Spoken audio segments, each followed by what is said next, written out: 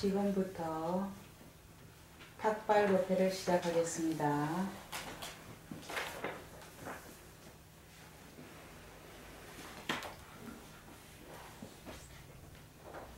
제가 시작하나요? 같이 스님이 시작하시면 같이.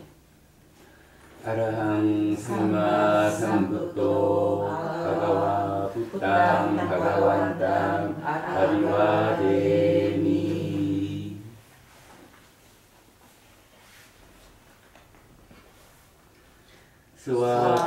스와카토 바가와타 담모 담망 나마사미.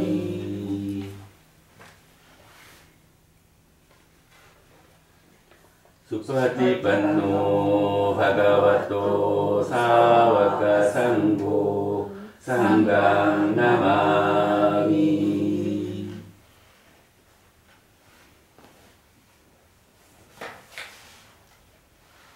이마니 마양 반대 빈다 바다니 사파리와라니 실라완다사 오노사야마 사두 노 반대 실라완도 이마니 빈다 바다니 사파리와라니 파디가나투 아마강 디가라사탕 히다야야 수카야.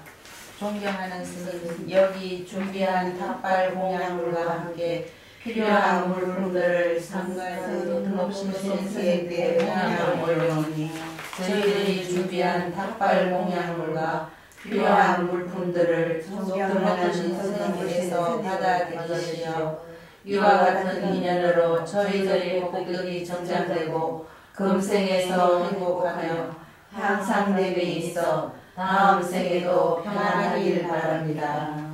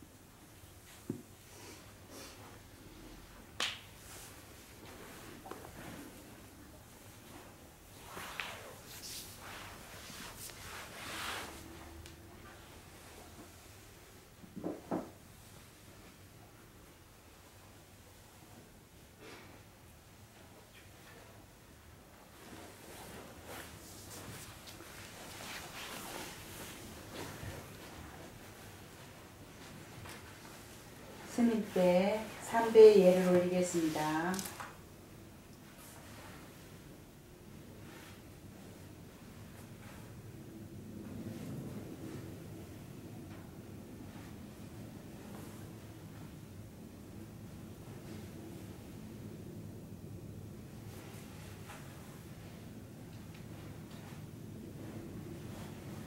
다같이 청법 개성과 청오개문을 독송하겠습니다. 부처님께서는 비록 완전한 니바나에 드신 지 오래되었을지라도 이 법회에 동참한 대중 모두 존경하는 스님께 예경드리고 저희들의 안락과 행복을 위하여 부처님의 진리를 청하옵니다. 제가 더하기로 이 세상 중생들 가운데 욕망이 적고 번뇌가 적은 이들이 있사오니 존경하는 스님, 저희들을 위하여 법을 쓰라여 주시옵소서. 마야 반때 디사라에나 사 반자 신라니 야자마 두디암비 마양 반때 디사라에나 사 반자 신라니 야자마 따디암비 아양 반때 디사라네나 사반자 신라니 야자마 존경하는 스님, 저희들이 삼비와 오기를 청하오니 계를 쓰라여 주십시오. 두 번째도 존경하는 스님, 저희들이 삼기와 오기를 청하오니 계를 쓰라여 주십시오. 세 번째도 존경하는 스님, 저희들이 삼기와 오기를 청하오니 계를 쓰라여 주십시오. 양아항 와다미 땅 와데타 저희 말을 따라서 하십시오. 아마가데 나모 다사 바가와또 아라핫또 삼마삼부다사 세 번 해주십시오. 나모 다사 바가와또 아라핫또 삼마삼부다사 나모 다사 바가와또 아라핫또 삼마삼부다사 나모 다사 바가와또 아라핫또 삼마삼부다사 그분, 존귀하신 분, 모든 번뇌 떠나신 분, 스스로 완전한 깨달음을 이루신 분께 예배드립니다. 부땅 사라낭 가차미 부땅 사라낭 가차미 담망 사라낭 가차미 담망 사라낭 가차미 상강 사라낭 가차미 상강 사라낭 가차미 두띠암비 부땅 사라낭 가차미 두띠암비 부땅 사라낭 가차미 두띠암비 담망 사라낭 가차미 두띠암비 담망 사라낭 가차미 두띠암비 상강 사라낭 가차미 두띠암비 상강 사라낭 가차미 따띠암비 부땅 사라낭 가차미 따띠암비 부땅 사라낭 가차미 따띠암비 담망 사라낭 가차미 따띠암비 담망 사라낭 가차미 따띠암비 상강 사라낭 가차미 따띠암비 상강 사라낭 가차미 띠 사라나 가마낭 니티 땅 아마반데 빠나띠 빠따 웨라마니 시카바당 사마디야미 빠나나니파다 웨라마니 시카바당 사마디야미 아디나다나 웨라마니 시카바당 사마디야미 아린나다나 웨라마니 시카바당 사마디야미 까메수 미차자라 웨라마니 시카바당 사마디야미 까메수 미차자라 웨라마니 시카바당 사마디야미 무사와다 웨라마니 시카바당 사마디야미 무사와다 웨라마니 시카바당 사마디야미 수라메라야 마짜 빠마다타나 웨라마니 시카바당 사마디야미 수라메라야 바짜빠마다타나 웨라마니 시카바당 사마디야미 이마니 반자 시카바다니 사마디야미 이마니 반자 시카바다니 사마디야미 이마니 반자 시카빠다니 사마디야미 실레나 수가띵 얀띠 실레나 부가 삼바다 실레나 니뿌띵 얀띠 따스마 실랑 위소다예 아만데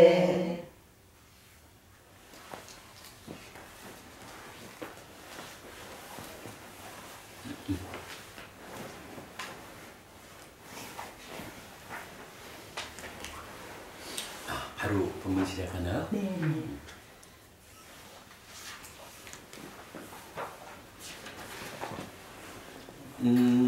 오늘 법회를 탁발 법회로서의 의식을 시작했어요. 법우님들께서 공양을 올리는 그 목적에 대해서 여러분들이 읽으셨거든요. 어떻게 읽으셨냐 하면 이와 같은 인연으로 저희들의 복덕이 증장되고 금생에서 행복하며 향상됨이 있어 다음 생에도 평안하길 바랍니다. 라고 법우님들께서 비구인 저에게 비구가 삶을 유지하기 위한 의식주 그리고 필수의약품이라는 네 가지 삶에 필요한 도구를 탁발해서 주셨습니다. 비구가 법우님들의 이러한 탁발에 의지해서 참으로 바르게 공부하고 그 공부한 힘을 여러분들에게 법회를 통해서 나눠드려야 하는 이러한 일을 잘 해달라라는 부탁의 말씀인 것으로 이해를 합니다.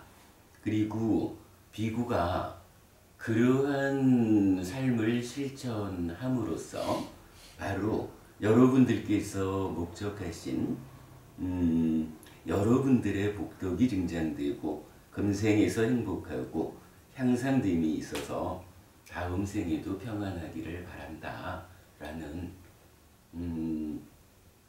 제가지자들이 출가지자의 삶을 유지해주고 출가지자는 제가지자의 그러한 유지의 공덕으로 제 할바를 해서 그 할바가 다시 제가지자의 삶을 금생과 내생에 걸쳐서 향상케 하는 출가 제가 제자 간의 이러한 상관관계가 결국은 불교 공부를 통해서 우리가 함께하는 이유가 될 것이다.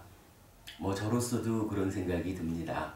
부족한 사람입니다만은 법우님들께서 이렇게 저의 삶을 유지해주는 탁발법회를 운영해 주셨고 저로서는 이러한 탁발을 통해서 저의 삶이 유지되면서 단순히 제가 이 몸과 함께하는 이 생을 유지하자라는 그 단순함에 머물지 않고 나의 삶을 참으로 소유적인 삶에서 존재적인 삶으로 향상하고 그 존재적인 삶이 가지고 있는 불완전함을 극복해서 해탈된 삶으로 나아가는 그러한 공부에 게으름이 없고 그 게으름 없음의 힘으로 결국은 여러분들의 삶이 향상할 수 있는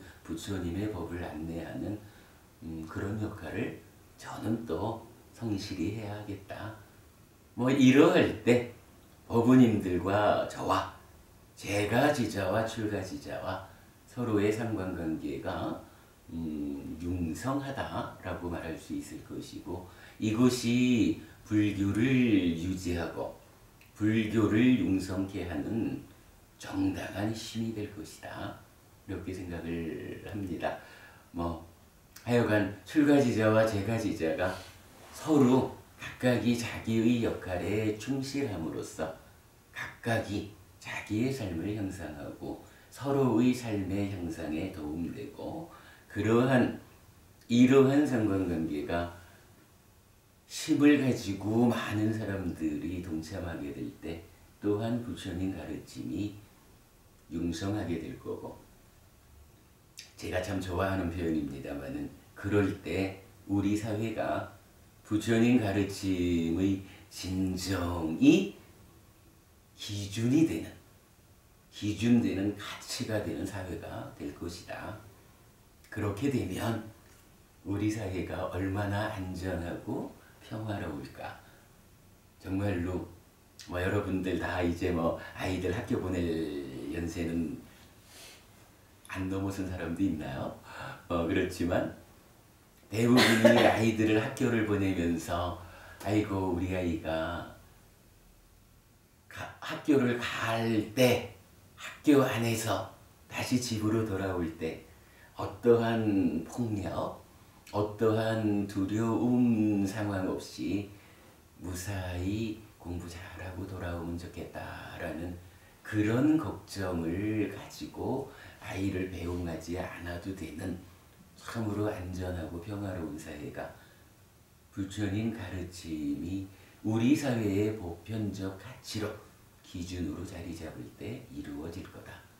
그런 일을 위해서 우리가 함께 출가자는 출가자의 역할에 충실할 것이고 재가자는 재가자의 역할에 충실함으로써 이루어질 것이다. 네, 이런 말씀 드리고 싶습니다. 여러분들께서 목적하신 바 복덕이 증장되고 금생에 행복하고 향상해서 다음 생에도 평안하자 라는 이 부분을 들으면서 제가 오늘 오랜만에 법부님들 뵙니다마는 오늘 제가 준비한 주제하고 좀 연결을 해보려 합니다. 달과 같이 경이란 경전이 있어요. 그 상류가 니까야의 까사파 상류가에 속한 경이에요. 마하까사파 전자, 가섭전자 아시죠? 부처님께서 가섭전자를 칭찬하는 말씀 중에 한 가지 어떤 말이 있냐면 출가자가 재가자의 집을 방문할 때 어떤 마음을 가지고 방문해야 하느냐라고 하면 참으로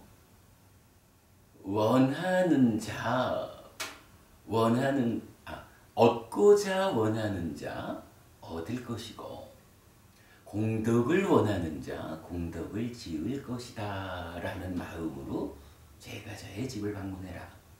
그리고 재가자가 그러한 삶을 실천해서 실제로 얻고자 하는 것을 얻고 공덕을 지어서 그 공덕이 무럭무럭 자라나게 되면 이러한 재가자에게서 생겨난 그러한 세간적인 얻음 그리고 복이라고도 하고 공덕이라고도 하는 어찌 보면 미래의 삶을 대비하는 이러한 공덕이 생겨난다면 마치 나에게서 그러한 것이 생겨난 것처럼 기뻐하고 즐거워해라.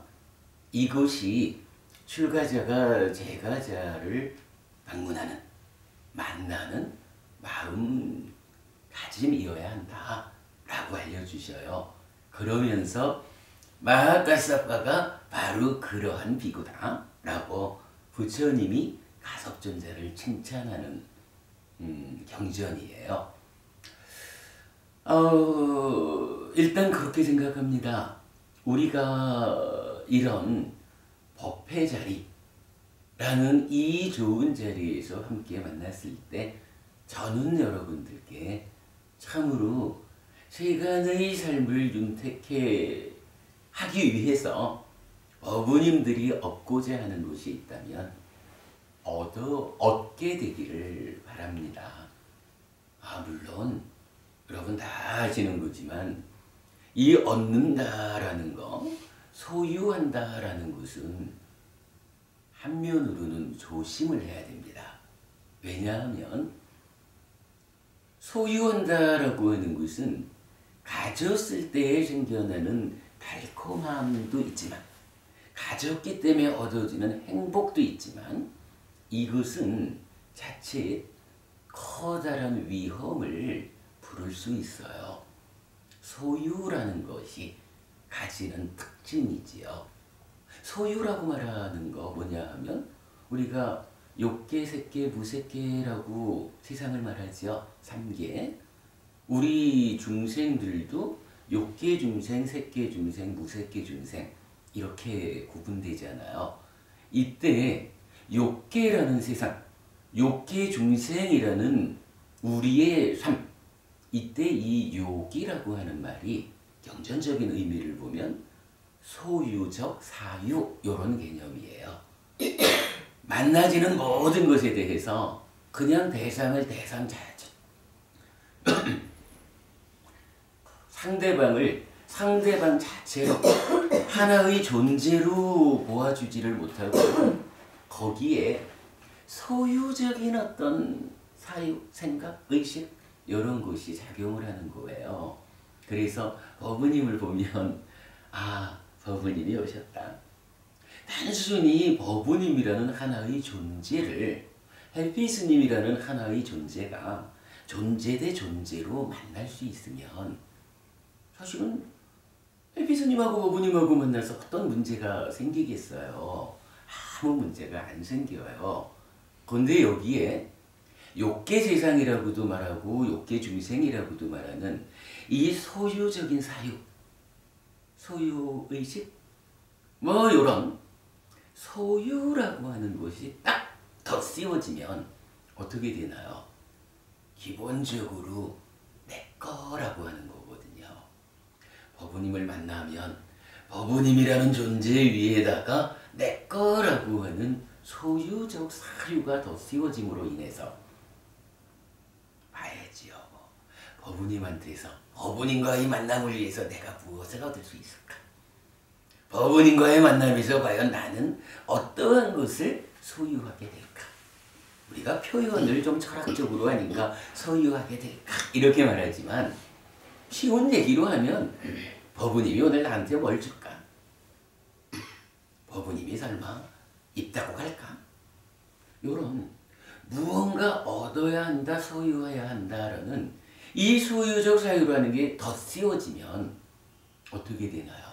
이제 법부님을 법부님이라는 존재 자체로 보지를 못하는 거예요. 무언가를 나에게 주어야 하는, 법부님과의 관계에서 나는 무언가를 얻어야 하는, 그러면 법부님이 아니라 나에게 무언가를 주어야 하는, 법부님이 가지고 있는 것 중에 좋은 거는 내 거 해야 되는, 요렇게 달라 보이잖아요. 그런데 만약 법부님이 무언가 안 주고 가봐요.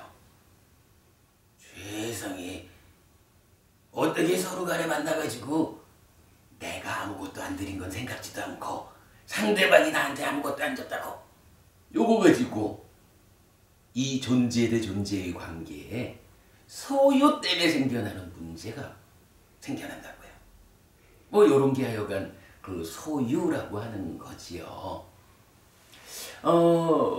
세간의 삶을 윤택히 위해서 본명이 부처님은 제가의 제자가 소유하는 행복을 누려야 한다라고 해서 불교 신자들의 삶이 그래도 기왕이면 부자 되고 기왕이면 무언가 내가 하고자 할 때 돈이 없어가지고 할 수 없어. 나는 정말로 저 어려운 사람에게 좀 거들어 도와주고 싶은데 가진 게 없어. 부처님이 소유라고 하는 부분에 이 작은 달콤함에 수반되는 커다란 위험을 경계하기는 하지만 그렇다고 해서 불교 신자들이 가난한 삶을 살아라 이렇게 말하지는 않거든요. 그러니까 세간의 삶에서 윤택하기 위한 넉넉하게 내 삶을 살아가면서 최소한 내 삶이 의식주 또 병들었을 때 치유하기 위한 이런 필수적인 삶의 도구들의 부족함 없이 넉넉한 가운데에 내가 참으로 저 아픈 사람을 위해서 거들어야겠다 라고 할 때는 선뜻 내가 가진 것을 꺼내서 보탤 수 있는 이러한 삶을 살아야 된다라고 부처님은 알려주시는 거지요. 그러니까 뭐 보통 말하는 소유하는 행복을 누려야 한다. 제가 잘하면 재물을 누리는 행복을 누려야 한다. 제가 잘하면 뭐 이렇게 알려주잖아요. 그러나 이때 참으로 우리가 경계할 부분은 그러니까 가지는 것을 경계하는 것은 아니에요. 제가지자는. 그러나 경계하는 것은 무엇이죠? 가지기 위해서 부작용이 수반되는 어떤 과정이 있다면 이것은 경계해야 된다. 달리 말하면 정당한 방법에 최선의 노력을 얹어서 세간의 삶을 윤택히 위한 무언가를 얻고자 하는 자는 얻으십시오. 이렇게 되는데 만약에 여기에 정당한 노력과는 다른 정당하지 않은 어떤 방법을 동원해 가지고 얻고자 하는 것을 얻으면 요거는요. 소유라고 하는 것은 달콤함은 작아요. 그런데 이것을 갖기 위한 과정에서 위험함이 따라요. 특히 정당하지 않은 방법으로 그걸 얻고자 하는 과정에는 참으로 커다란 부작용이 위험함이 함께하는 거예요. 그러나 어쨌든 그걸 얻으면 그만큼의 행복이 달콤하다라고 찾아와요. 그런데 정당한 방법이든 정당하지 않은 방법이든 애는 썼는데 얻지 못하면 어떻게 되나요? 그 작은 달콤함도 못 얻죠. 그러니까 그래도 이 달콤함을 행복을 얻기 위해서는 정당한 방법에 최선의 노력을 얹어서 성취해라. 이렇게 알려주죠. 사실은 또 이게 그래요. 못 얻으면 못 얻어서 행복을 못 갖는데 얻으면 얻었다라고 하면 여기에 또 다른 문제가 생겨요. 소유한 것은 얻었다라고 하면 그때부터 지켜나가야 돼요. 유지해야 되거든요. 유지하는 과정이 또 이게 만만치 않은 거예요.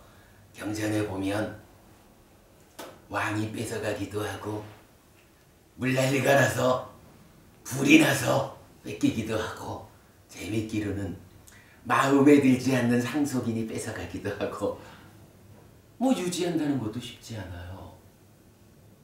유지하고자 애는 쓰지만 이 물질로 이루어진 어떤 것들이 그 스스로 변해야 하는 특성 때문에 유지되지 않는 거예요.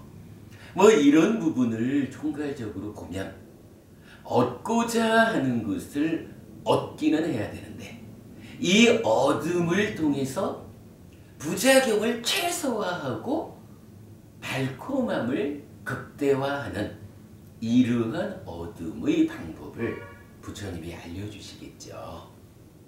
뭐 그것이 결국은 정당한 방법.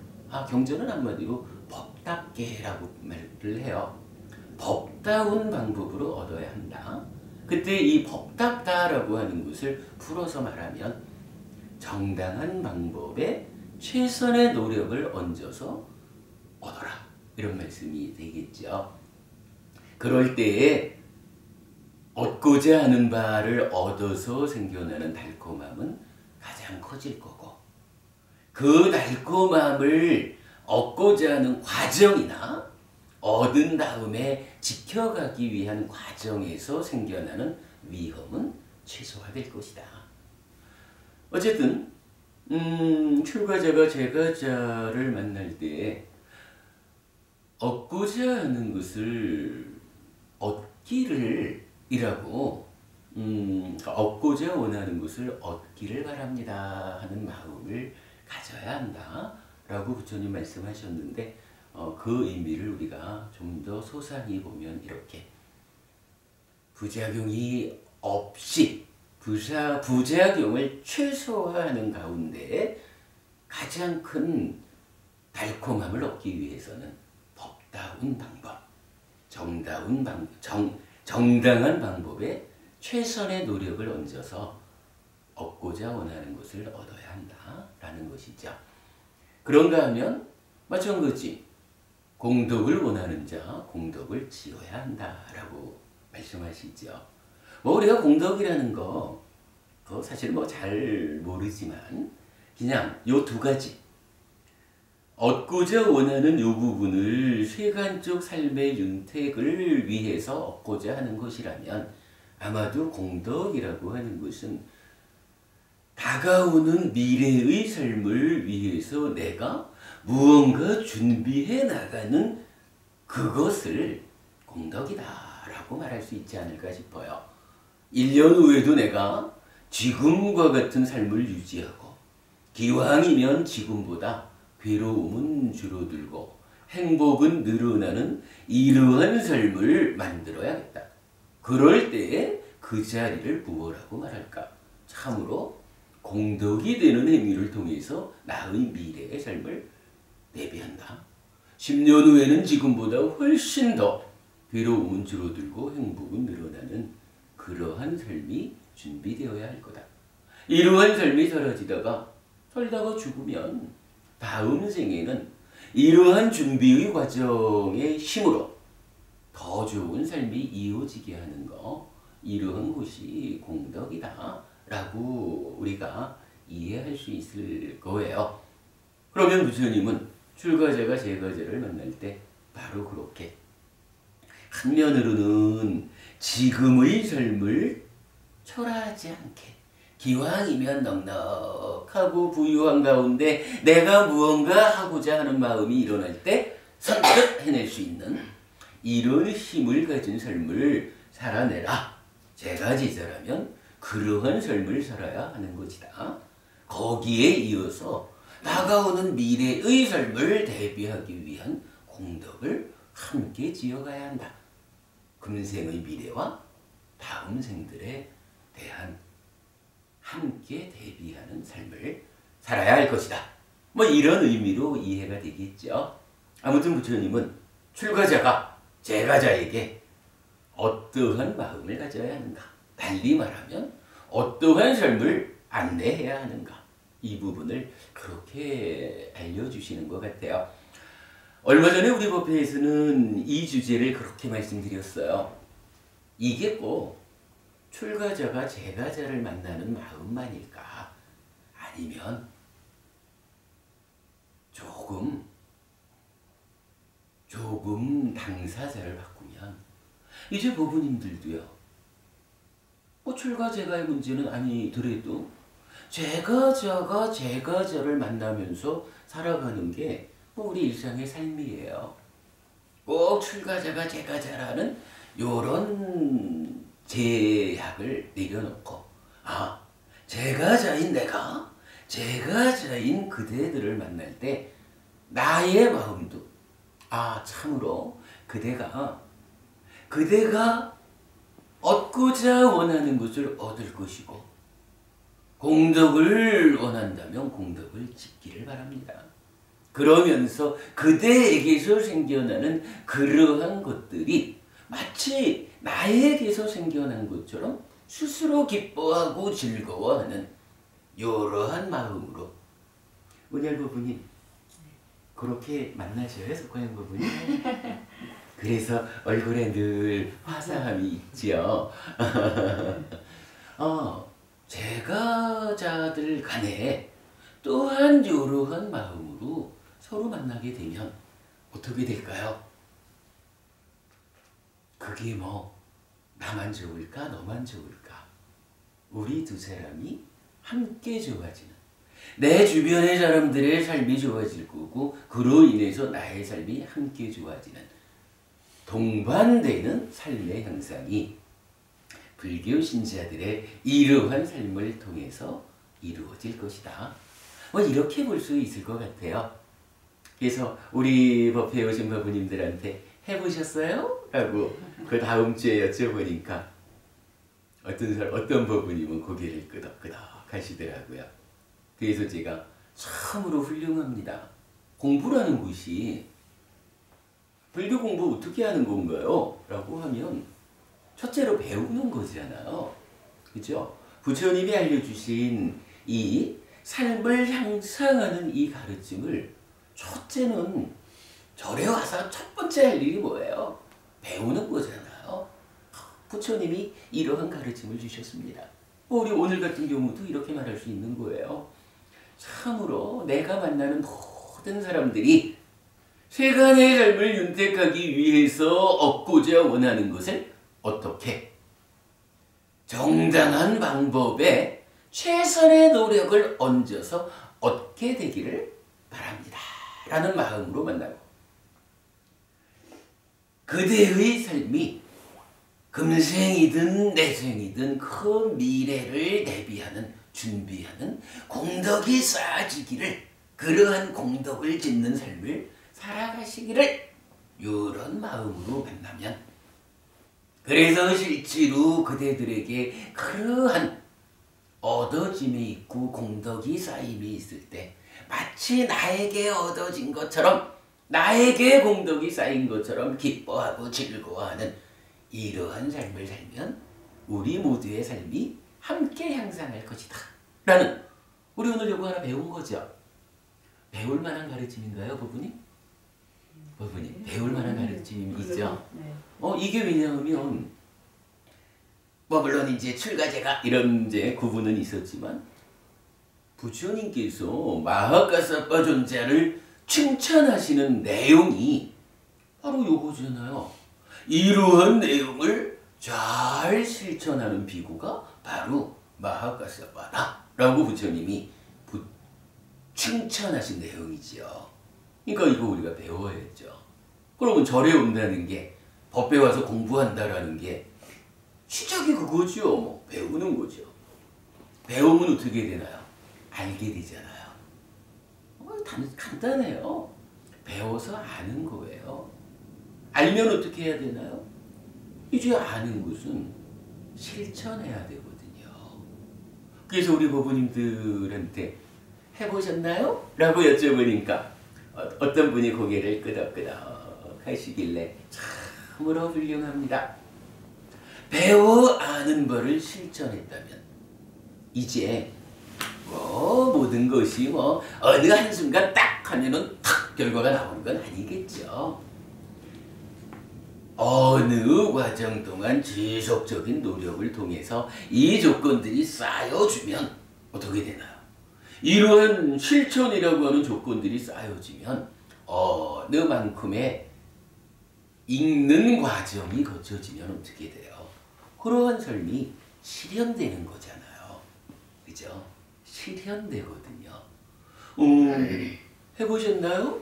하니까 고개를 끄덕끄덕하는 법부님이 그러한 실천의 과정을 한 달이 되든 1년이 되든 10년이 되든 죽을 때가 되든 그러한 실천의 힘으로 다음 세상은 하늘에 태어나서 또다시 그러한 삶을 실천해 간다면 그러한 실천의 결과로서 우리 부부님의 삶이 얼마나 향상되는 삶을 실현할까?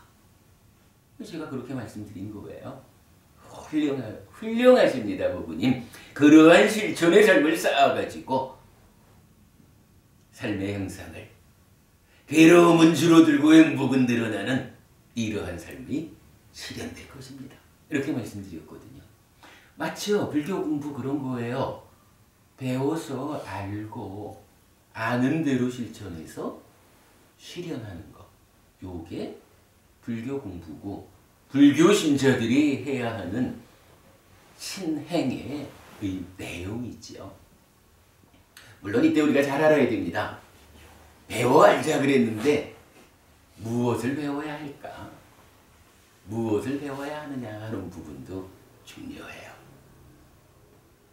현명해야 됩니다. 부처님을 따라서 배우자. 부처님께서 가르쳐준 그 공부를 바르게 배우자. 내가 어느 자리, 어느 공부의 자리에 갈 때 참으로 부처님 말씀을 설하신 그대로 배워서 배운 그대로 알고 실천해서 부처님이 안내하는 그 행복의 자리를 실현할까? 여러분들 참 현명하신 거예요. 이게 우리끼리 하는 말이라서 좀 그렇지만 그러나 여러분 다 아시잖아요. 테라와다 불교라고 하는 이 교단이 어떤 교단인가요?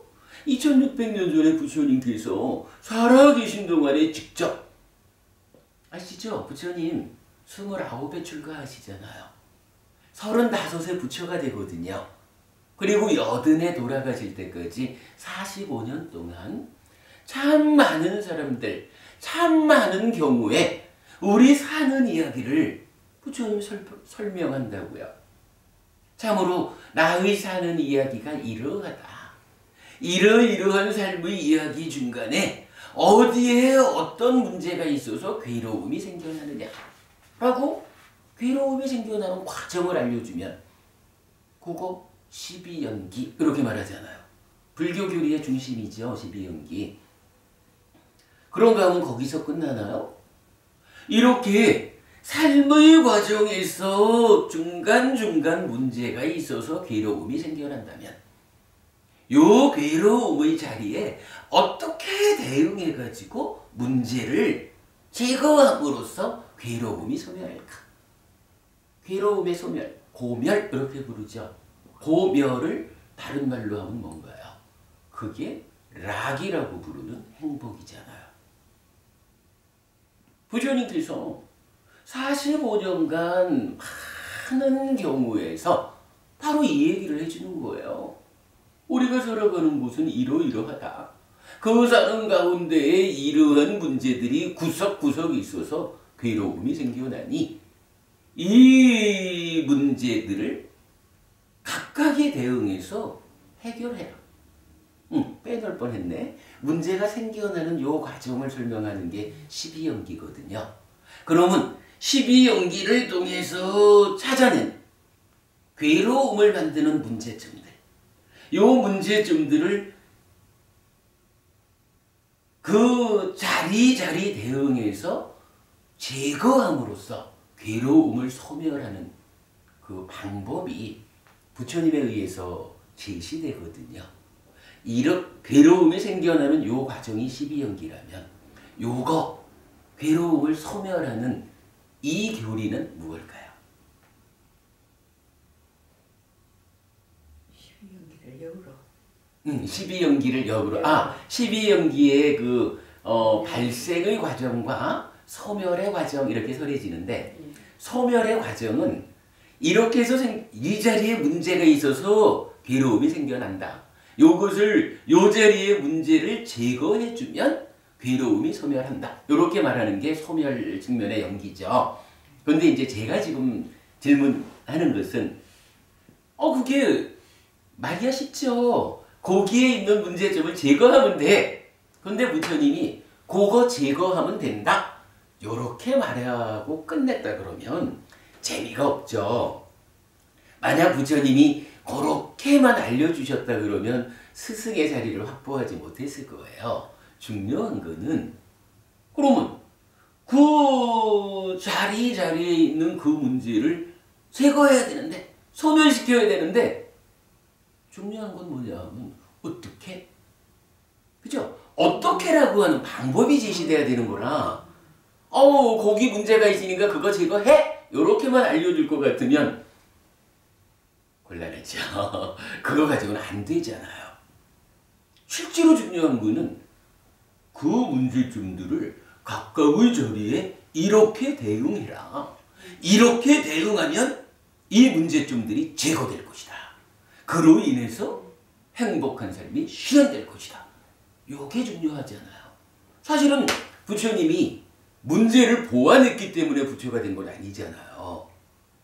그 문제를 보완하고 그 문제에 적절히 대응함으로써 문제를 해결했기 때문에, 달리 말하면 어떻게 라고 하는 해결 방법을 부처님이 찾아내가지고 이 소멸을 실현했기 때문에 부처가 된 거잖아요. 중요한 거는, 그죠? 해결하는 방법이거든. 어떻게? 요거거든요. 그거 뭐죠? 석하영 부부님은 답을 하시는 것 같은데 제가 입모양을 모았거든요. 그런데 뭘까요? 응? 뭐라고요? 공부 잘하신 분들은 다릅니다. 그렇습니다. 바로 부처님이 그 자리를 팔정도라고 알려주시는 거예요. 이런 이야기예요. 우리 젊이 이렇게 괴롭다라는 거하고 그 괴로움을 어떻게 소멸시켜서 행복할까? 요걸 놓고 부처님은 이렇게 말하죠. 나는 오직 고와 고멸을 말한다. 불교의 대명제는 어쨌거나 현실적으로 중생으로의 나의 삶에 괴로움, 불만족이 있다. 요거하고 이 불만족이 제거된 참으로 행복한 삶이 있는가? 행복한 삶이 가능한가? 요게 불교의 명제예요. 부처님, 나는 오직 고와 고멸을 말한다. 나는 고고했다. 우리 삶에 이러한 불만족이 있는 줄 보완해서 그 괴로움을 소멸하고 괴로움 제로, 행복 100의 삶을 내가 실현했다. 그거 다른 말로 뭐라 하죠? 그거를 열반 이렇게 말한다고요. 우리가 아는 열반이라는 말이 바로 그거거든요. 그럴 때에 이 괴로움이라고 하는 거, 괴로움이 왜 있지? 원래 있는 걸까? 만약 우리 삶의 불만족이라는 게요, 원래 불만족스럽게 마련인 거예요. 원래 괴로운 그게 인생이다. 요렇게 정의되면 불교는 존재하지 않아요. 왜냐하면 고와 고멸인데 이 고라고 하는 것이 해결될 수 없는 본질적인 것이다 라고 하면 고멸이 실현될 수 없잖아요. 그럼 불교가 존재하지 않는 거예요. 그러나 부처님은 이 고라고 하는 거, 불만족이라고 하는 요것도 무언가 원인이 있어서 무언가 조건들의 결합에 의해서 생겨나는 것이다. 그러기 때문에 요 생겨나는 과정을 잘 모아가지고 그 문제점들을 해결하면, 원인을 배제시키면 괴로움이 소멸한다. 열반이 실현된다. 이렇게 말하는 거잖아요. 그러면 요 측면에서 볼 때 괴로움이 어떻게 일어난다고? 그 부분 제가 사실은 좀 전에 말씀드렸죠. 이 괴로움이 우리 사는 이야기 가운데 괴로움이 어떻게 생겨난다고요? 12연기라고 부처님이 우리 사는 이야기를 쭉 설명하고는 표현이 재밌어요. 우리가 이렇게 이제 경전을 해석하다 보면 부처님은 마음이 몸과 함께 세상을 만나는 이야기로 우리 사는 이야기를 설명해요. 그리고 그 가운데 마음이 몸과 함께 세상을 만나는데 그때 어디에 문제가 있어서 괴로움이 생겨날까 하는 이 괴로움이 본질적인 거, 원래 괴로워야 하는 거, 요거 아니고 바로 사는 이야기의 과정을 통해서, 달리 말하면 12연기라고 하는 이 과정을 통해 가지고 괴로움이 생겨난다. 그 중심에 가래라고 하는 탐진치에 오염된 마음이 있다. 이렇게 알려주는 것이 괴로움의 일어남, 이렇게 말하죠. 요거를 한자로는 모일 집자를 써가지고 집, 이렇게 말해요. 그런가 하면 괴로움이 소멸된 요 상황은 뭔가요? 괴로움을 일어나게 하는 집, 중심에 가래가 있고 과정으로 말하면 12연기, 요것을 가래를 소멸하자. 12연기의 과정을 좀 전에 말씀하셨듯이 소멸의 측면으로 삶을 살아내자. 그러면 괴로움이 소멸할 것이다. 그러한 소멸된 오직 행복만으로 존재하는 열반이 있다 하는 게 고멸이죠. 그러면 여기에서 이제 방금 말씀드린 어떻게라는 부분 팔정도였잖아요. 팔정도라고 하는 방법을 이 자리에 들이대가지고 뭐 하는 거예요? 바로 괴로움을 생겨나게 하는 그놈 가래를 제거하자. 가래를 제거함으로써 12영지의 맥을 끊자. 그래서 12영지의 과정으로 생겨나는 괴로움을 12영지의 맥을 끊어냄으로써 생겨나지 않게 하자. 팔정도로서 괴로움의 소멸을 열반을 실현하자. 물론 궁극적인 자리는 열반인데 우리가 꼭 열반만 보며 살 수는 없어요. 살아가는 가운데는 제가 계속 말씀드리지만 이 괴로움이 발생하는 게 여러 단계 지어진 문제점들이 있어요. 표현하자면 제일 표면에 있는 문제점부터 조금씩 줄여나가는 노력을 팔정도는 조금씩 깊어지면서 설명해 주거든요. 열반 가는 것도 중요하지만 그 이전에 우선 급한 거는 아이고 지금 당장 나한테 닥쳐오는 몸과 말과 마음의 행위를 통해서 생겨나는 요 괴로움부터 좀 내려놓아야겠다. 요렇게 시작해 가는 거죠. 그렇게 단계적으로 해서 끝내는 일체의 괴로움을 소멸하고 열반을 실현하는 아라한되는 거죠. 어쨌든 이 부처님 살아서 45년 동안 그죠? 살아서 45년 동안 이 말씀을 하셨단 말이에요. 그러면 요 이야기가 어디로 돌아가느냐 하면 왜 절에 올까? 왜 불교 공부할까? 왜 내가 불교 신자일까? 라는 측면을 이렇게 말하는 거죠. 배워 알고 아는 대로 실천해서 실현하자 요거잖아요. 그럴 때 무엇을 배워 알아야 합니까? 라고 하면서 참으로 여러분들이 현명합니다. 왜? 테라와다 불교가 어떤 불교입니까? 어떤 교단입니까? 하니 바로 이러한 고와 고멸의 대명제를 제시하고 일상의 삶으로부터 괴로움을 줄여 나가가지고 끝내 괴로움지로 행복 백의 삶을 실현하는 그죠? 그래서 생로병사하는 태어났기 때문에 늙고 병들고 죽어야 하는 이러한 삶의 반복 즉 윤회하는 삶으로부터도 최종적으로 벗어나는 완전한 행복을 실현하는 이러한 일을 부처님께서 45년간 알려주셨잖아요. 우리는 세상에는 많은 가르침들이 있고 많은 가르침들 중에는 불교라는 이름으로 또한 전달되는 많은 가르침들이 있지만 그 중에 참으로 우리 스승 부처님이 살아계신 동안에 직접 설하신 어찌하면 나의 삶이 참으로 가장 효율적으로 실질적으로 삶이 윤택해지고 공덕이 쌓여가는 실질적인 효과를 거둘 것이냐 그렇게 삶이 향상할 것이냐 라고 알려주신 이 가르침을 직접 배우는 자리가 테라와다 불교 이렇게 되는 거잖아요. 오늘 부부님 제 얘기 맞나요? 맞죠? 이게 가장 중요한 부분이죠. 배워 알아야 한다라고 그래서 실천해서 실현하자라고 하지만 어떤 것을 배울 것이냐에 따라서 그죠? 무엇을 배우느냐에 따라서 아는 내용이 달라지고 실천하는 살아가는 방법이 달라지잖아요. 그러면 그것으로 인해서 실현되는 결과가 달라진다고요.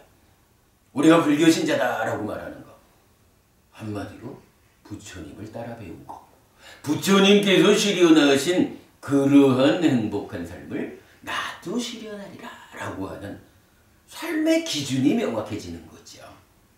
테라와다 불교라고 하는 우리가 놓쳐서는 안 되는 기준점이죠. 그런 점을 우리가 명확히 해야 돼요. 자, 그런 부분을 보고 다시 처음으로 돌아오면 역시 이제 법부님들께서 저에게 이렇게 탁발해 주신 그 이유가 뭐냐라고 하니 복덕이 증장되고 금생에서 행복하며 향상됨이 있고 다음 생에도 평안하길 바랍니다. 이러셨거든요. 그러한 삶이 잘 실현되기를 바라는 거고요. 그래요. 제가 이야기를 조금만 더 하죠. 얼마 전부터 제가요 이제 방송을 타기 시작했어요. 어떻게 광주에 호남 지역에 이제 송출되는 이 광주 불교 방송에서 저하고 의논을 좀 하셔가지고 이제 2번 방송이 나갔네요. 매주 일요일 날 오후 5시 5분부터 50분 시간 동안 선지식에게 듣는다라는 프로가 있는데 이게 참 제가 좀 쑥스럽기는 하지만 뭐 제가 선지식은 못 되지만 그래도 경전이라고 하는 오직 경전을 전달한다라는 역할로 이제 광주 불교 방송에서 언제까지인지 해가 잘 모르겠어요. 그러니까 한동안 매주 요 50분 동안 이제 그 새 출발 법회라는 이름으로 방송이 나갈 거예요. 그 방송을 이제 2번 나갔고 한 번 분이 이제 녹음되어 갔는데 그 방송의 시작을 제가 이런 주제로 잡았어요. 뭐니 해도 불교 공부의 시작은 세상을 보는 시각인 것 같습니다. 내가 이 세상을 어떻게 보느냐에 따라서 달리 말하면 이 세상을 사실은 내가 알지는 못하잖아요. 세상이 어떤 건지. 그러니까 부처님한테서 이 세상이라는 것은 나의 삶이라는 것은 어떠한 것인지 배우는 거죠. 배워 하는 거. 그래서 첫 번째로 공부가 출발할 자리는 세상을 보는 시각이다 라고 해야겠습니다. 그렇다면 부처님께서는 세상을 보는 바른 시각이 무엇라고 알려주셨을까? 사실은 세상을 보는 시각을 뭐라고 하냐 하면 견해라는 말을 쓰거든요. 이때 세상을 보는 바른 시각이라고 말하면 바른 견해가 되는 거예요. 뭐 정견이라고 우리가 알고 있죠. 부처님이 알려주는 바른 견해가 무엇일까라는 부분을 공부해 봅시다 라고 한 건데요. 경전은 여러 가지로 바른 견해를 제시합니다. 사실은 뭐 45년 동안 부처님 많은 사람들을 만나면서 각각의 경우에 어떨 때는 이러한 것이 바른 견해다 라고 직접 말씀하기도 하고 경우에 따라서는 나는 세상을 이렇게 봅니다 라고 말하면 그렇지 않습니다. 그러한 측면에서 볼 때의 바른 견해는 이런 것입니다 라고 알려주기도 하고 그러니까 바른 견해가 여러 곳에서 나타나요.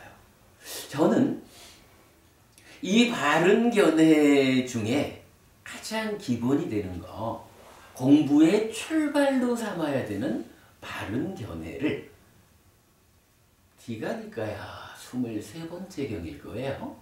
빠야시경이라는 경전이 있어요.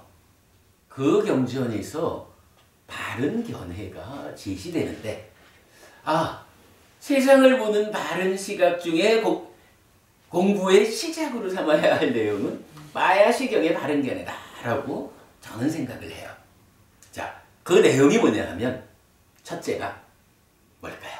첫째, 우리 극강 공부를 통해서 보면 바른 견해의 출발 자리가 무엇일까?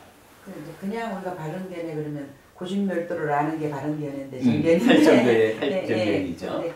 그냥 뭐 저 세상에 있다, 천상에 있다라는 것도 알고 뭐 이런 것도 많으니까 맞습니다.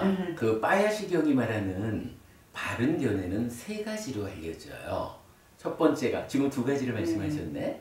첫째가 저 세상이 있다. 그러니까 저 세상은 있다. 요거예요. 저 세상이 있다는 건 뭐예요? 우리가 방금도 그래 말했거든요. 여러분들이 왜 법회에 오고 왜 출가자에게 탁발했느냐?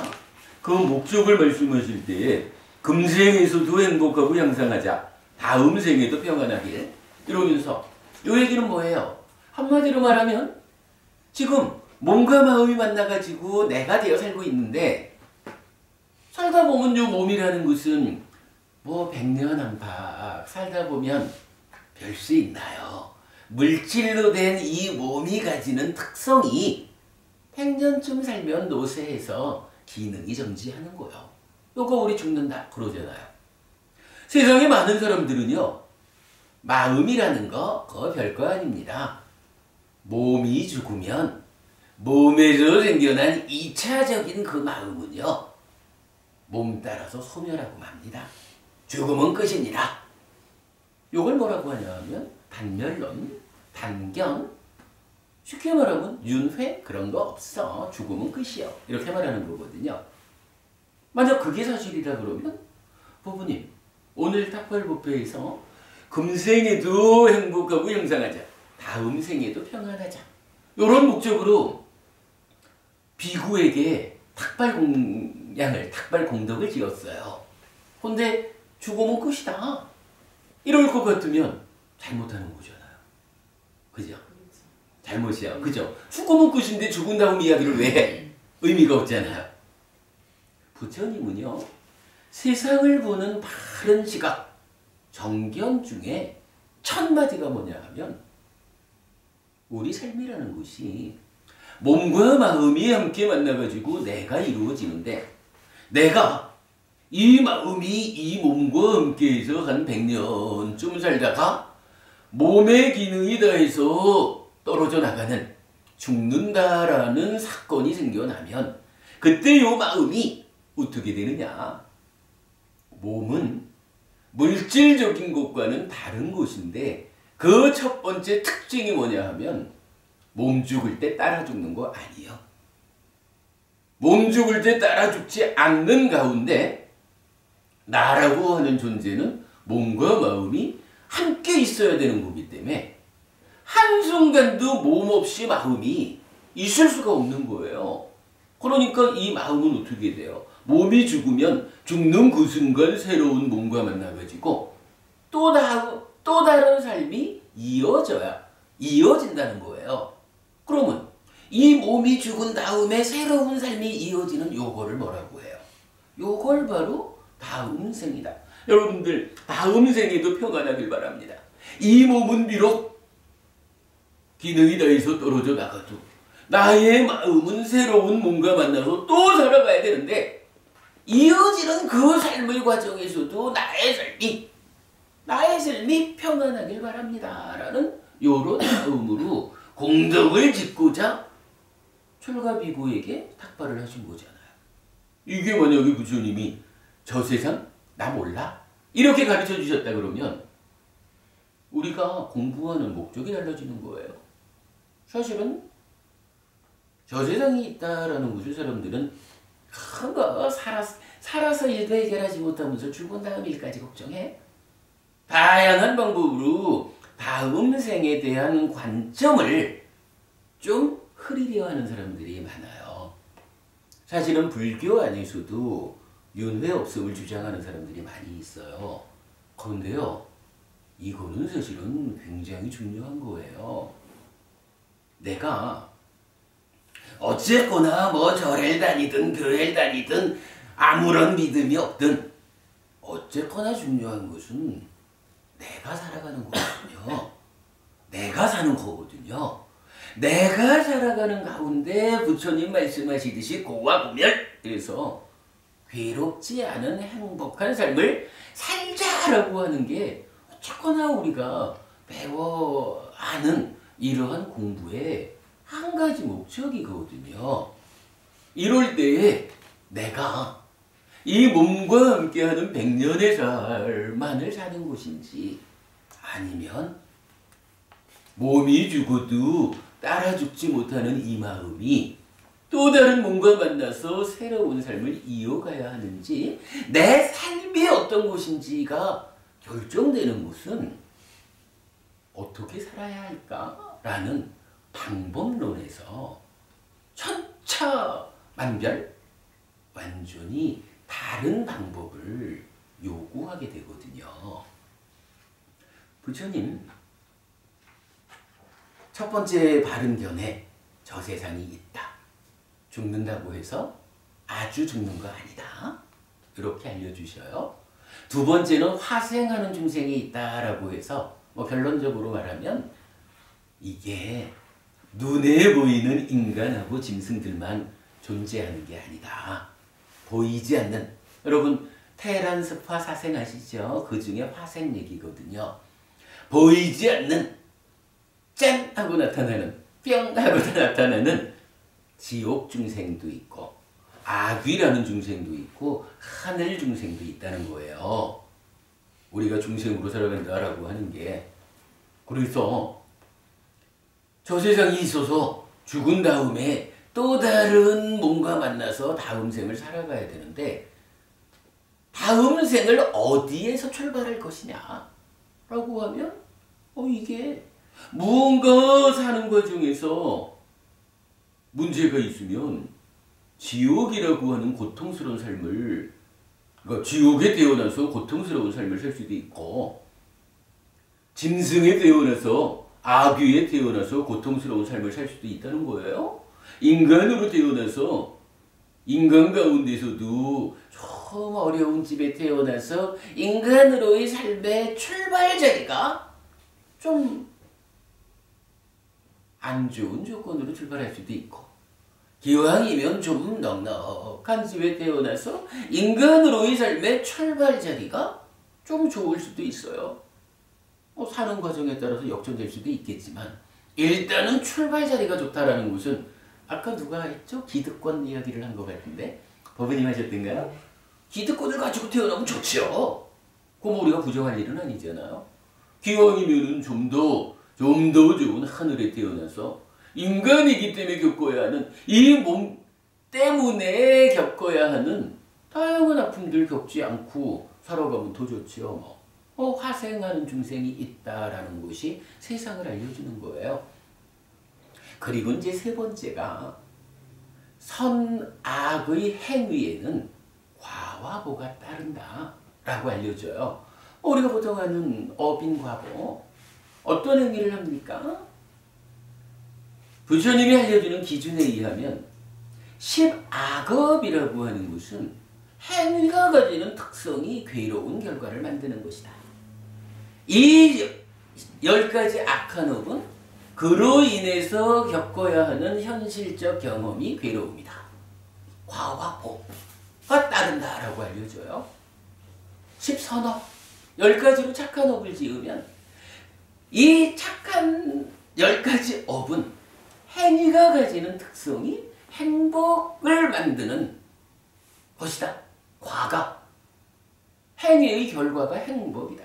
그리고 그로 인해서 행복을 경험한다라는 보가 따른다 라고 10악업과 10선업을 제시해 주는데, 그럼 요거 이 세 가지가 바른 견해다라고 빠야시경에서 알려주는 이 이야기 요약해보면 그런 거예요. 저 세상이 있다라고 세상을 바르게 보아야 합니다. 그러면 참으로 저 세상 가운데 화생하는 중생이 있기 때문에 나는 다음 생에는 어쨌든 금생에 내가 힘을 얻어가지고 다음 생에는 하늘에 태어날 것입니다. 라고 삶의 방향을 지시해 주죠. 그리고는 중요한 게 뭐예요? 다음 세상에 하늘에 태어나야겠는데 요거 어떻게 하면 하늘에 태어날 수 있을까? 열심히 기도해가지고 하늘에 데려다 주셔요. 해가지고 하늘에 태어날 수 있다면, 그게 사실이라면 열심히 기도해야 되는 거예요. 우리 교회 다니는 친구분들 기도 잘하잖아요. 기도하는 게 실질적으로 나의 삶을 하늘에 태어나게 하는 힘을 가지고 있다 라고 하면 기도하는 게 맞는 거고. 그런데 우리 부처님은 어떤 것이 나의 삶을 향상으로 이끄는 힘이 되느냐 하는 이 자리에서 이제 행위라는 것을 제시해 주는 거예요. 선악의 행위에는 과와 보가 따른다 라고 해서 내가 10가지로 착한 업을 열심히 지어가면 이거는 누구 권능 가진 신적 존재가 있어가지고 너 나한테 기도 잘하니까 참으로 믿음이 있으니까 훌륭하다 이쁘다 너 내가 하늘에 데려다 줄게. 요거 부처님의 의형은 이게 사실이 아니라는 거예요. 부처님은요 살아서도 내가 행복하고 죽은 다음에 더 좋은 세상에 태어나게 하는 그 힘이 무엇이냐라고 하면 권능 가진 자에게 기도함으로써 신에게 의지해서 이루어지는 그거 아니고 그런 권능 가진 신적 존재는 없고 무엇이 그 일을 결정하느냐라고 하니 나의 행위 업이다라고 알려주는 거예요. 바로 선악의 행위가 업이 가지는 과와 보의 법칙성에 의해서 달리 말하면 업인과보 이렇게 말하죠. 조금 더 늘려서 말하면 업인과보 삼세윤회라고 말하는 우리 삶의 하나의 전개 원리를 부처님 제시해 주잖아요. 그래서 이러한 내가 스스로 어떻게 배워 알고 실천해서 행복한 삶을 실현할 것이냐라는 그 자리에 바로 이러한 세 가지 세상을 보는 바른 시각, 저 세상이 있는 줄 바르게 알고 그 저 세상이 다 현생도 마찬가지겠지만 5가지의 세상으로 구성되어 있는데 거기에 어떻게 하면 내가 원하는 자리에 갈 것이냐 아니면 살아있는 이 삶의 과정에서는 어떻게 내가 원하는 행복한 삶을 살아낼 것이냐 하는 그 동력이 다른 어떤 것도 아니고 바로 행위가 가지는 과와 보의 법칙성이다 라고 이렇게 알려주는 거거든요. 그래서 이제 제가 요즘 그 광주불교방송에 이 새출발 법회로 그 방송되는 내용이 현재 요 이야기를 중심으로 풀어나가고 있어요. 우리가 실질적으로 어떠한 삶을 살아나갈 때 세상을 보는 바른 시각 위에서 참으로 나의 삶이 향상할까? 갈수록 괴로움은 줄어들고 행복은 늘어날까? 이 몸으로 살아있는 동안 행복하다가 다음 생에는 더 좋은 삶이 이어질까? 이 모든 것들의 동력이 되는 것. 어떻게 하면 그러한 삶을 실현할 수 있을까라는 자리에 부처님은 바로 요거. 행위가 내가 10악업을 지을 것이냐 10선업을 지을 것이냐 요것에 의해서 그것이 결정된다. 행위가 바로 그 결과를 초래하는 동력이다. 이렇게 알려준다는 거. 한 가지 빼먹었네. 요 이야기가 있어요. 그러면 이렇게 이제 3가지로 바른 견해가 알려졌잖아요. 이럴 때 이 첫 번째 바른 견해, 저 세상은 있다라는 요걸 놓고 뭐 순서가 좀 바뀌었지만 여러분 꼭 기억해야 되는 거는 저 세상이 있다고 아는 일이 왜 중요하냐라는 데에서 이런 거예요. 만약에 어떤 사람들이 말하듯이 저 세상이 없다면 그래서 몸이 죽으면 마음도 함께 소멸하고 마는 거 그야말로 사람들이 말하는 한 번뿐인 인생 이래가지고 병이 나서 죽든 늙어서 죽든 사고 나서 죽든 자살하든 어쨌든 죽었다라는 것으로 끝나는 것이다 라고 할 것 같으면 사는 방법이 달라져요. 자, 부처님은 이러한 삶에 대한 바른 시각 위에서 어떻게 살아야 합니까? 라는 방법론으로 10선업을 지어야 합니다. 요거 좀 더 포괄적으로 말하면 8정도가 바로 그겁니다. 이렇게 알려주잖아요. 근데 만약에 저 세상이 없다라는 것이 세상의 실제라면 그게 바른 시각이라면 이제 사는 방법이 달라져야 돼요. 무슨 이야기냐 하면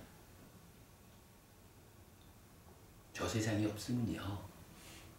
누가 똑똑한 거냐 하면 살아있는 동안 들키지 않을 수만 있으면 남을 해쳐서라도 주지 않는 거 훔쳐서라도 바람을 펴서라도 거짓말을 해서라도 어떤 형태로든 들키지만 않을 수 있으면 내 거 해야 되는 거예요. 왜요? 들키지만 않을 수 있으면 한 번뿐인 인생인데 지금 이 몸으로 살아가는 동안 필요한 것들을 어떻게든 가져가지고 내가 누려야 맞죠. 한 번뿐인 인생인데요. 근데 이게 부처님이 알려주시는 대로 참으로 저 세상이 있다. 그래서 죽는다고 해서 끝나는 게 아니라 또 다른 삶이 이어지는데 그 삶을 이어지게 하는 동력이 바로 행위가 가지는 과와보의 법칙성이다. 이렇게 되면 어떤 게 잘하는 거냐, 누가 똑똑한 거냐라는 기준이 달라져요. 이제는요. 살아있는 동안 들키지 않는다고 해도 남을 해치면 안 돼요. 왜냐하면요. 살아있는 동안은 들키지 않아가지고 완전 범죄 이래가지고 잘 넘어갈지 몰라도 행위가 가지는 과와 보의 법칙성에 의해서 남을 해치는 행위는 나의 삶을 지옥으로, 축생으로, 아귀로 저기 고통스러운 세상으로 이끄는 동력이 된다고요.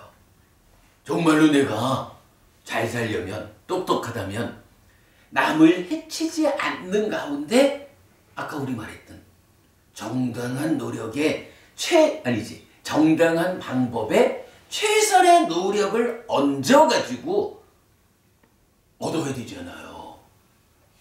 그건 뭐예요? 살아서도 행복하고 죽은 다음에도 이러한 방법은 나의 삶을 하늘로 이끌지 지옥으로 이끌지 않는다고요. 주지 않는 것을 훔쳐오지 않아야 돼요. 살아있는 동안 들키지 않는다고 해도. 왜요? 살아있는 동안 들키지 않는다고 해도 이러한 주지 않는 것을 가져온다, 도둑질한다라고 하는 이 행위는 행위가 가지는 과와 보의 법칙성에 의해서 나의 삶을 하늘로 이끄는 힘이 아니라 지옥이든 축생이든 악이든 괴로운 세상으로 이끄는 동력이 된다고요. 그래서 마찬가지로 우리가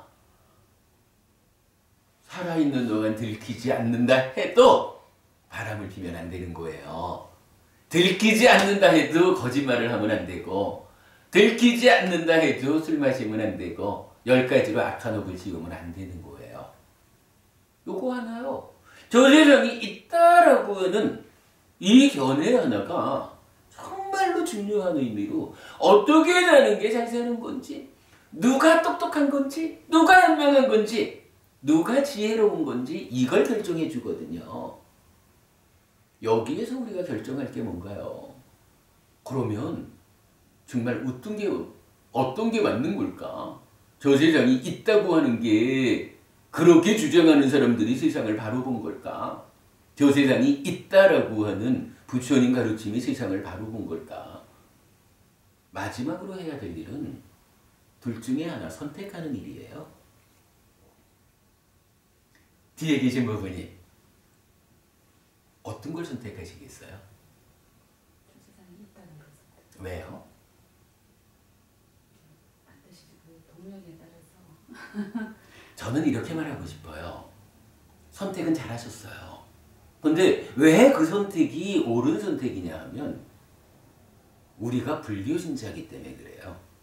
불교신자라는 것은 무엇이냐 하면 부처님 제자잖아요. 스승이신 부처님이 누구냐? 완전한 깨달음을 성취한 분이다. 정등각 이렇게 말하죠. 부처님이 완전한 깨달음을 성취한 분이기 때문에 이 완전한 깨달음을 성취한 스승이 설한 가르침, 알려주는 가르침은 완전한 가르침이에요. 우리 삶을 사실 그대로 부어서 알려주고 이 사실 가운데 어떻게 괴로움이 생기고 어떻게 하면 괴로움이 소멸하는지 여기에 대한 100점짜리 100% 가르침을 누가 주셨냐 하면 부처님이 주셨다. 아니 사실은요 불교 신자라는 게 한마디로 말하면 그렇게 생각하는 부처님에 대해서 그런 믿음을 가진 사람이 불교 신자잖아요. 그러면 저 세상이 있다라고 우리가 선택을 해야 맞아요. 왜 그게 맞냐 하면 우리가 불교 신자요. 불교 신자가 누구냐 하면 죽으면 끝이요 라고 말하는 그 스승들을 따라 배우고 배워 아는 대로 실천해서 윤회 없다고 말하는 그러한 어떤 것을 실현하고자 하는 우리 입장에서 보면 세상을 잘못 보는 어리석은 삶을 살아가는 사람이 아니고 부처님이라고 하는 이 완전한 스승을 따라서 부처님의 가르침을 배워 알고 실천해서 실현하는 요게 불교 신자잖아요. 근데 부처님이 지금 바른 견해 뭐니 해도 공부의 시작은 세상을 보는 바른 시각이다. 바른 견해다. 우리가 이렇게 출발을 했다면 이제 그 중심 자리에서 저 세상이 있을까 없을까 하는 이게 부처님이 알려주는 바른 견해의 출발이 저 세상은 있다라는 거거든요. 이걸 놓고 선택의 문제입니다. 어떤 것을 선택하겠습니까? 라고 하면 불교 신자라면 정말로 껍데기만 내가 불교 신자야. 근데 부처님이 무엇을 가르쳐 주셨는지는 몰라. 이런 사람 아니라 부처님 공부를 해서 가르침을 요만큼이라도 아는 사람이라면 여기에는 다른 말이 필요 없어요. 이 스승이신 부처님이 바른 견해의 세상을 보는 바른 견해, 바른 시각의 첫머리에서 저 세상은 있다. 죽는다고 해서 끝나는 거 아니다. 라고 알려주셨는데 여기에 뭐 선택의 고민이 필요해요. 부처님이 알려주셨습니다. 그러니까 나는 저 세상이 있는 줄 압니다. 나는 그렇게 선택합니다. 그리고 저 세상이 있기 때문에 그러한 기준 하에서 누가 똑똑한지 누가 현명하고 누가 지혜로운지 저 세상이 있는 줄 알고 살아서도 행복하고 죽은 다음에는 더 좋은 삶이 이어지는 그러한 동력으로 작용하는 행위를 업을 지을 것입니다. 부처님은 그러한 업이 5개를 지키는 것이요 10선업을 짓는 것이요 8정도를 실천하는 것이다 라고 가르쳐 주셨습니다. 저는 그 가르침을 배워 알고 실천하는 삶을 살겠습니다. 그러면 완전한 깨달음을 성취한 부처님께서 증명하는 바, 보장해 주는 바 나에게도 괴로움은 줄어들고 행복이 늘어나는 이러한 삶이 실현됩니다. 아무튼 오늘 여러분들께서 출가지자를 위해서 탁발의 공덕을 지었다라고 하는 이 부분에 대해서 여러분의 삶이 참으로 이 탁발 공덕이라는 행위가 가지는 과와 보의 법칙성으로 공덕이 될 것입니다. 그로 인해서 여러분들의 삶이 살아서도 갈수록 행복해질 것이고 죽어서는 더 좋은 삶이 이어지는 그러한 삶이 찾아올 것입니다. 이러한 삶을 놓치지 않고 유지하시기 바랍니다. 이렇게 마칠까요? 네. 감사합니다. 스님께 3대 1을 올리겠습니다.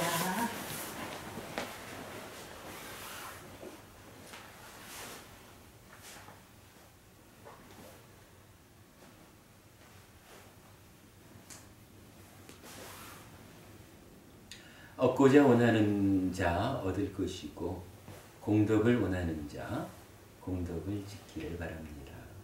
행복하십시오. 감사합니다. 밥 주셔요. 시간 넘을까봐 스님 초조했어요. 사실은 어제 서울 법회 가느라고 어제 아침에 밥을 먹고 갔거든요. 그래서 배가 고파요.